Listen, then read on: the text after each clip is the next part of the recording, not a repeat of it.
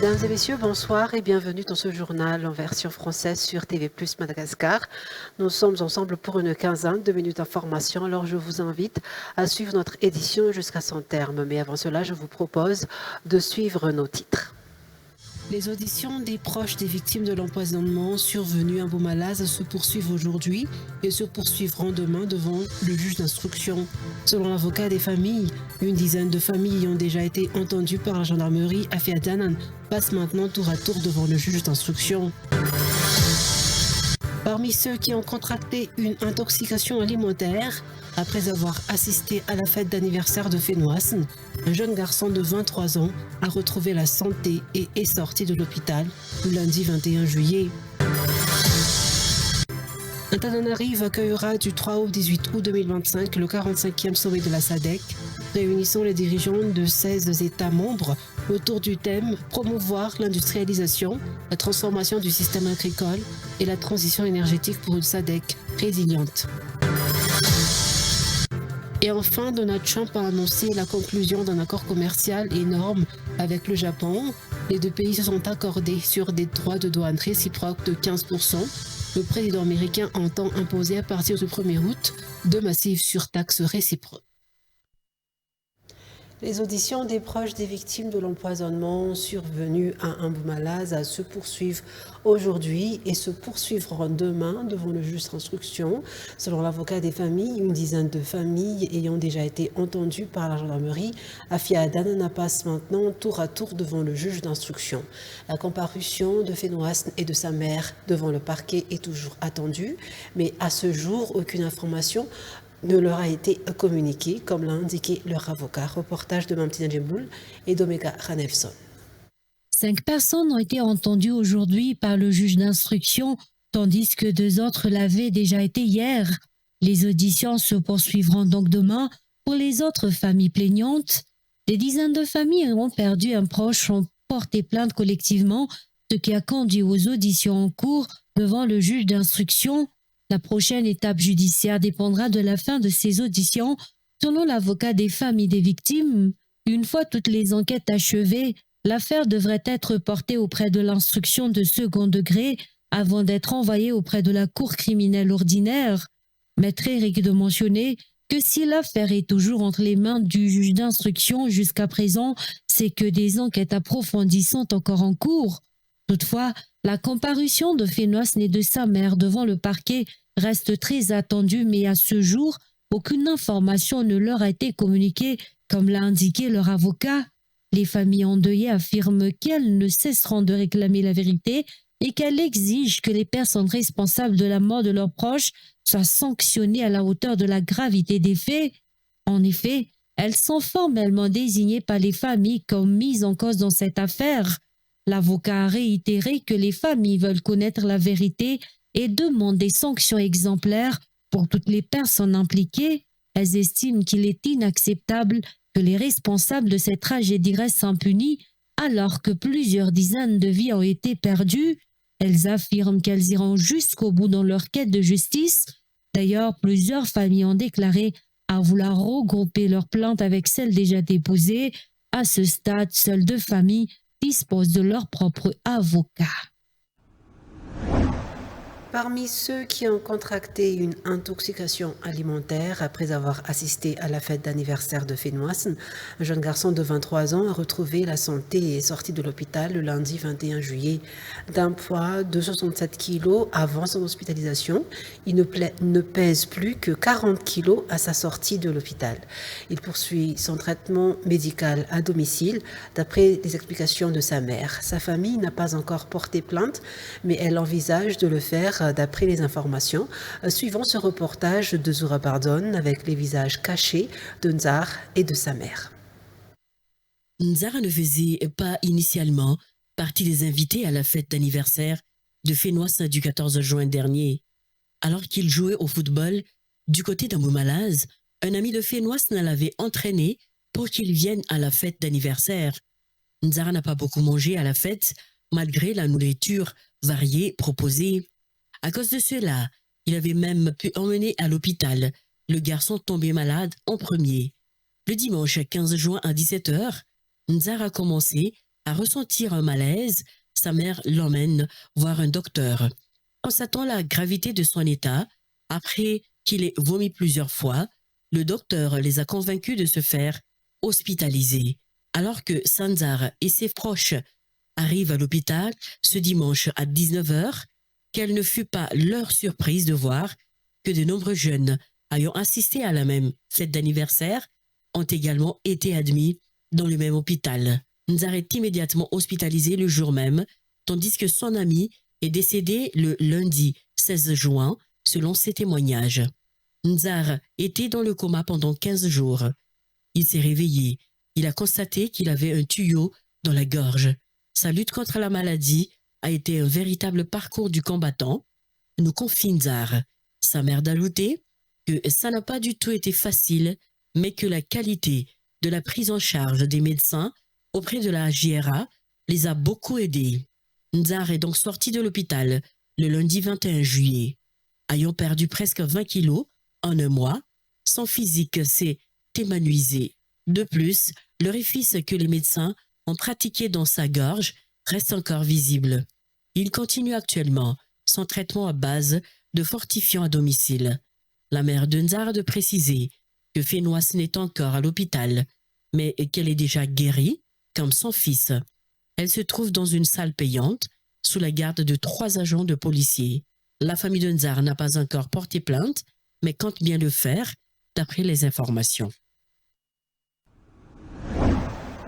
Antananarive accueillera du 3 au 18 août 2025 le 45e sommet de la SADC réunissant les dirigeants des 16 États membres autour du thème « Promouvoir l'industrialisation, la transformation du système agricole et la transition énergétique » pour une SADC résiliente. Ce sommet marquera la prise de fonction d'Andrazul à la présidence de la SADC pour le mandat 2025-2026, succédant au président du Zimbabwe, soulignant le rôle croissant de Madagascar dans la région.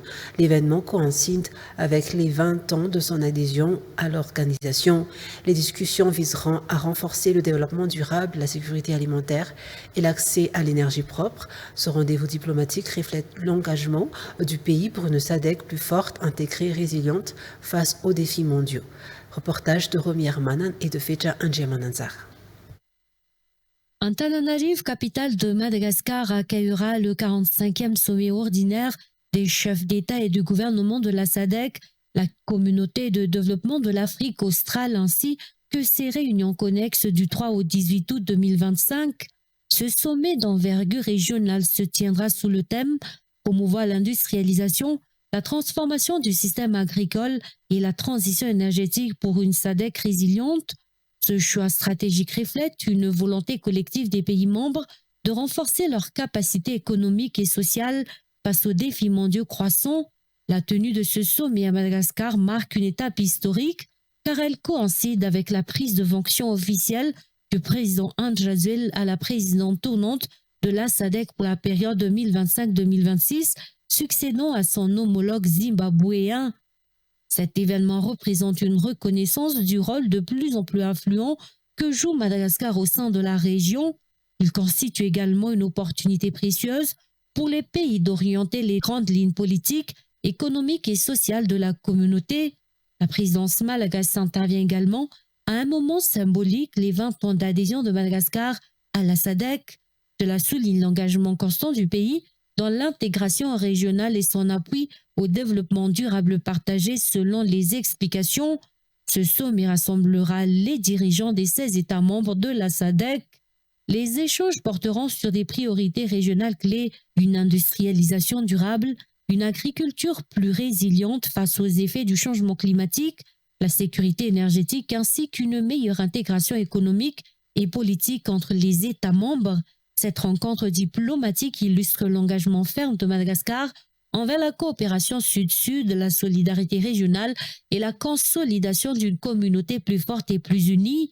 Les décisions issues de ce sommet auront pour objectif de stimuler une croissance inclusive, de renforcer la sécurité alimentaire et de garantir un meilleur accès à l'énergie propre dans tous les pays de la région. Enfin, les chefs d'État évalueront les avancées réalisées, adopteront des orientations stratégiques pour l'avenir et consolideront les bases d'une SADC plus solidaire, équitable et résiliente. Madagascar s'engage dans une nouvelle phase de la lutte contre la corruption grâce à l'organisation d'un atelier de 2 jours au Carlton à nous. Cette initiative vise à renforcer le dispositif de suivi et d'évaluation mis en place dans le cadre du plan national de lutte contre la corruption. L'objectif est clair, instituer une démarche coordonnée, rigoureuse et fondée sur des preuves afin d'évaluer de manière objective l'efficacité des actions menées et d'identifier des solutions durables et adaptées. Abram Razafi. Madagascar franchit une étape décisive dans sa lutte contre la corruption avec l'organisation, les 22 et 23 juillet dernier, d'un atelier de 2 jours au Carlton à nous. Cet événement piloté par le Comité pour la sauvegarde de l'intégrité avec le soutien du PNUD et de l'ONUDC vise à mettre en place un mécanisme de suivi et d'évaluation de la nouvelle stratégie nationale de lutte contre la corruption. Les experts nationaux et internationaux réunis travaillent à construire un dispositif fondé sur des données probantes avec des indicateurs clairs pour mesurer la mise en œuvre des mesures prévues, évaluer leur impact réel et repérer les obstacles persistants. La volonté politique est affichée. Cette rencontre marque le démarrage concret d'un suivi régulier avec la production future du rapport annuel destiné à proposer des actions correctives si nécessaire. CSI rappelle que selon l'article 41 de la loi de lutte contre la corruption, il a la responsabilité d'évaluer le système d'anticorruption national, de conseiller les institutions et de présider le CSE. En marge de l'atelier, une convention a été signée avec l'Instat pour garantir la fiabilité et l'harmonisation des données statistiques sur la corruption, renforçant ainsi les bases du suivi. Ce renforcement du dispositif permet d'avancer vers une mise en œuvre plus transparente et mieux contrôlée de la stratégie anticorruption en s'appuyant sur l'expertise et la synergie entre institutions nationales, partenaires internationaux et société civile. Donald Trump a annoncé la conclusion d'un accord commercial énorme avec le Japon. Les 2 pays se sont accordés sur des droits de douane réciproques de 15%.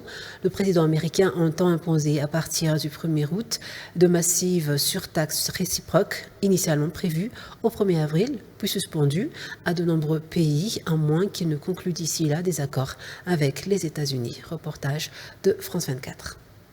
15% de taxes américaines au lieu des 25 promis par Donald Trump. Le chiffre s'affiche fièrement en une des journaux japonais. C'est toute l'industrie automobile nippone qui souffle.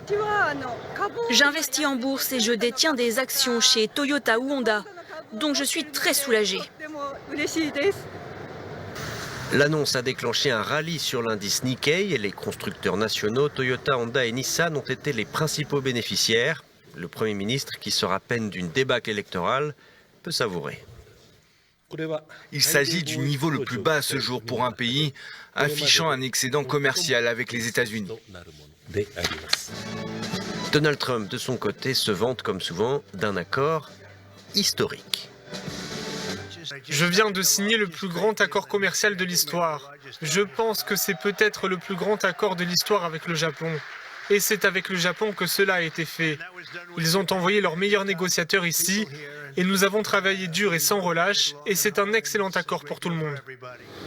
L'accord concerne les véhicules et les pièces détachées. Selon les négociateurs japonais, les 50% sur l'acier et l'aluminium sont pour l'heure maintenus. Mais le fait qu'une issue positive ait été trouvée, un peu à la surprise générale, devrait faire souffler un vent d'optimisme sur les places européennes, alors que les négociateurs de l'UE poursuivent leurs pourparlers à Washington afin d'éviter une surtaxe de 30% à compter du 1er août prochain, ce qui reviendrait, selon le commissaire européen au commerce, à pratiquement réduire à néant les échanges entre les 2 blocs. Point final à cette édition. Merci à vous de l'avoir suivi. Très bon suite au programme sur TV+, Madagascar. Au revoir.